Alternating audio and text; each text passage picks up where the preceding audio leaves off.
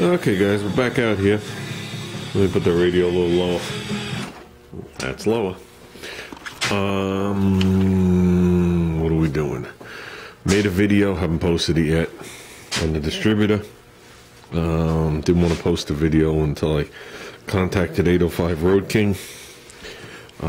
Basically what's happening is we're going to stick with this distributor for now. Gear is on, everything is good. I have cylinder number 1 marked straight here. This is where I want it. It could be anywhere, it doesn't matter.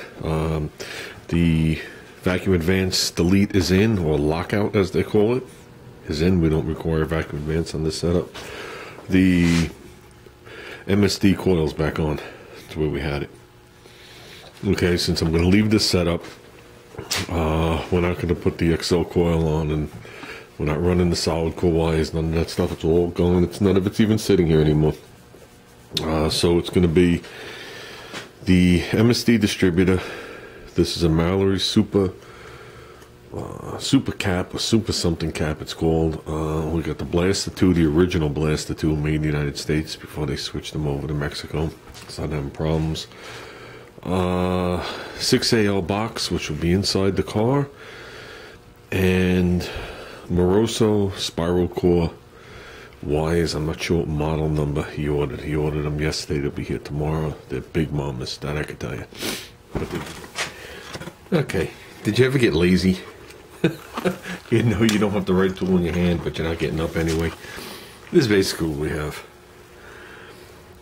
Okay, the only part of the car that's never been touched, because everywhere else has been touched, sanded, scraped, new springs in the back, everything. So basically what this is going to come down to is we're going to swap out the springs, throw in some V8 springs. The shocks are actually aren't that old. These are Chevy shocks I put in there and adapted. So we're going to probably stick with that. I want to inspect the spring perch bushings. I'd like to change it, but I can't seem to find them. Okay. Probably toss in 2 ball joints real quick. We're definitely doing rotors and calipers. That's a must with a hose. Okay. So see that, my friends? Look how thick that is. What do you think that is? I'm gonna give you a hint. It ain't undercoating. That's from greasing this ball joint its whole life. I know I have this car 12 years. And I got it with 29,000. So from 29,000 to 70,000, every time I brought it in the shop to change the oil, which I did frequently, I'd reach up in the wheel well and just give it a quick grease. Never felt any play in the joints, but these joints are done. So I just wanted to show you guys how thick the grease is. Can you see how thick the pile is right here? Can't even see the rivets. It's taller than the rivets. You know, some people just assume that that's undercoating. It ain't undercoating. Look how thick it is right here.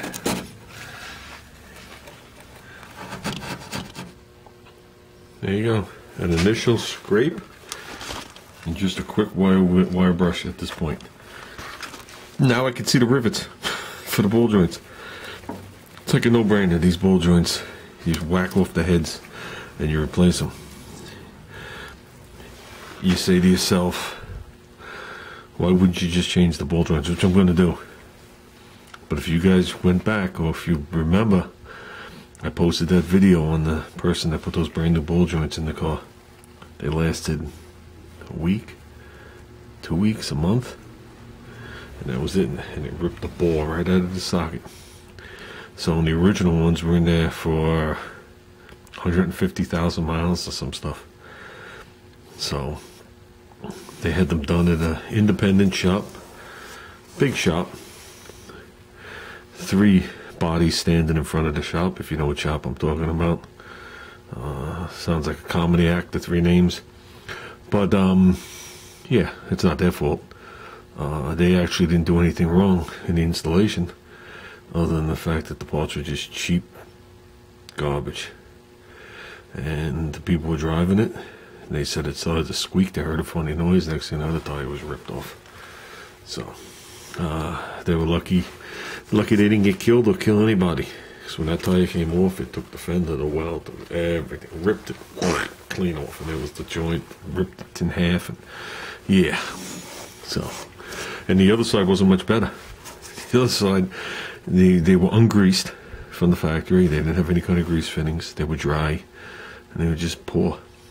So, yeah, it would have taken all of 5 minutes. I could hand chisel those off in 5 minutes, put the new ball joint on from underneath, and put the 4 nuts and bolts, and then come in here and finish cleaning under here, and clean all this. But we'll do that when I have this out. Like I said, we're just gonna black it out, call it good. We're not going for a show suspension. We're looking for black in here. As you can see, we haven't even blacked out the well yet.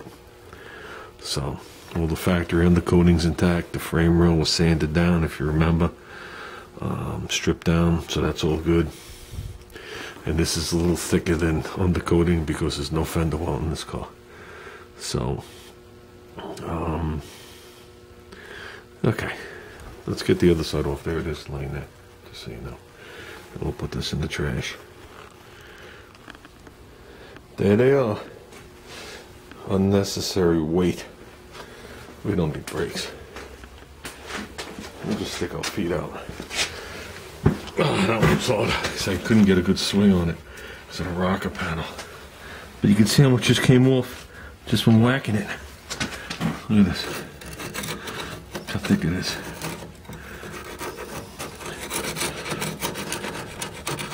So, like I said, we're going to be multitasking at this point. Even though I like to get into a mode, like electrical mode, engine mode, body work mode, you know, because there's some things I really enjoy. Like I really enjoyed putting the motor in and continuing to bolt stuff on after I've prepped everything and cleaned it. So that's like the icing on the cake. I'm going to really enjoy the wiring, but the wiring has to come after the plumbing. Not that I don't want to do the plumbing, but you know, I'm going to have to plumb the whole car here. So we're going to look into these bushings here. These are spring perch bushings, and this one's just as loose as the other one. The bottom ones are tight. Don't mean I'm not changing them, but they're tight. So I just figured I'd show you this real quick to show you how grease holds sand, and even with all that grease, it still rusts underneath. It's not rotted, no pock marks, just surface rust will work its way through a ½ inch of grease.